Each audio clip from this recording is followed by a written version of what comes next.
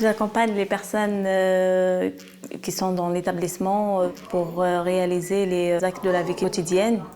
Accompagner, c'est les soutenir et les stimuler au maximum pour garder leur autonomie. C'est très très important même de les laisser faire. Ils se sentent encore utiles. Après moi, j'accomplis les gestes qu'eux, ils ne peuvent pas faire seuls. Le renvoi vers l'autonomie, c'est très important puisque ça procure chez lui un sentiment de bien-être. Et sur le plan psychologique, ça lui apporte beaucoup. C'est important, ils ont besoin d'être encouragés, rassurés, afin de reprendre confiance parce qu'ils ont perdu confiance en eux. C'est pas parce qu'on a 85 ans qu'on a du mal à marcher, qu'on peut plus aller se promener dans un parc en extérieur, que voilà, j'ai même une dame qui me dit « mais je suis en fauteuil roulant, demain on va au cinéma ». Mais le cinéma est adapté, on a notre véhicule, puis on est là, donc on a vraiment un rôle de réassurance qui est constant et de dire « on y va, on y va ». Chez vous. Oui.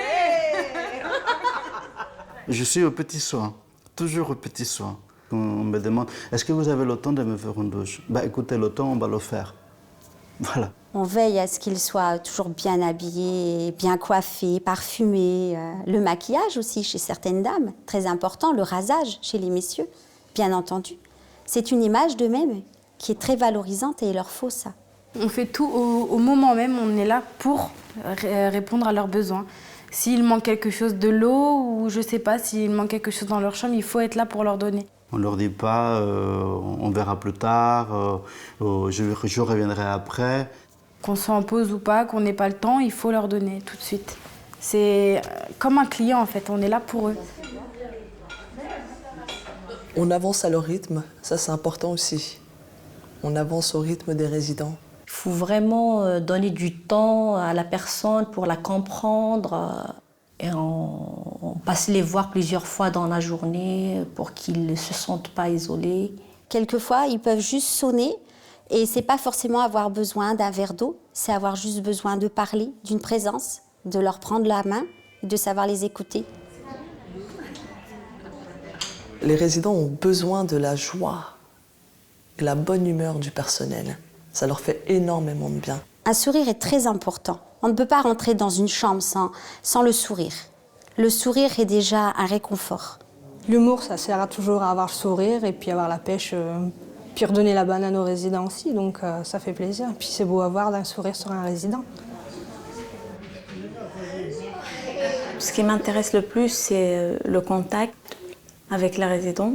C'est ce contact humain. On est là pour eux, on les chouchoute. Et ça fait partie du prendre soin, je pense. On donne vraiment de l'importance aux résidents, quoi. Pour qu'ils se sentent vraiment à l'aise, en confiance, en famille. On leur propose de ramener des objets, des commodes, des tableaux, etc. Pour un petit peu recréer cette atmosphère familiale qu'elles avaient chez elles. Et ça, c'est joli quand on entend, je suis chez moi ici. Nous avons des projets personnalisés, bien évidemment, que c'est mis en place déjà à leur arrivée. Et puis, à fur et à mesure qu'on affine leurs demandes, leurs goûts, on personnalise encore plus à ce moment-là. En fait, c'est un projet personnalisé qui ne s'arrête jamais. Parce que petit à petit, en effet, il y a un lien de confiance qui s'installe entre le personnel et les résidents. Et les résidents commencent à se dévoiler auprès du personnel, voilà, leurs attentes, les habitudes. C'est très intéressant, très important de savoir, pour nous, pouvoir adapter notre travail et notre façon d'être avec cette personne. C'est selon leur envie et leur choix. On répond à leur choix. Et parce que nous, on veut leur donner, c'est ce qu'eux veulent. À quelle activité le résident souhaite participer? S'il souhaite rester en chambre l'après-midi pour faire la sieste. Et les goûts alimentaires, bien sûr, ils ont des fiches de goût qui sont en cuisine et on respecte énormément ça. C'est un protocole qui est vraiment excellent parce que tout le monde va à la recherche de l'info et amène ses idées. Et puis c'est quelque chose qu'on voit avec la famille. Effectivement, chaque résident a un projet de vie chez nous. D'accord, merci. Madame Kling. Les familles sont aussi une aide pour nous puisqu'ils nous donnent des éléments de vie qui sont importants.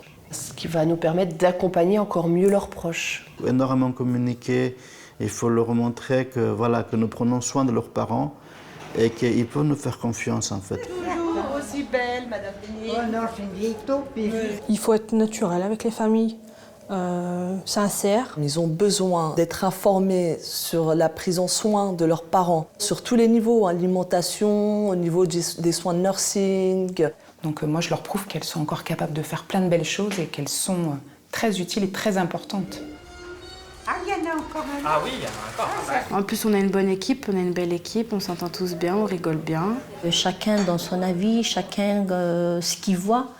Et puis c'est là qu'on décide qu'est-ce qu'il faut faire, comment vraiment on peut aider cette personne. Surtout avec des gens très difficiles par leur maladie, par leur pathologie, il faut travailler en équipe. Ça nous donne la possibilité de prendre soin de chacun. Et ça n'a pas de prix. Ça, c'est très rare. C'est ça, en maison de famille, c'est chez eux, quoi. C'est un métier très difficile, mais il est très riche en relations humaines. Très, très riche. C'est un milieu qui est très, très intéressant et très enrichissant.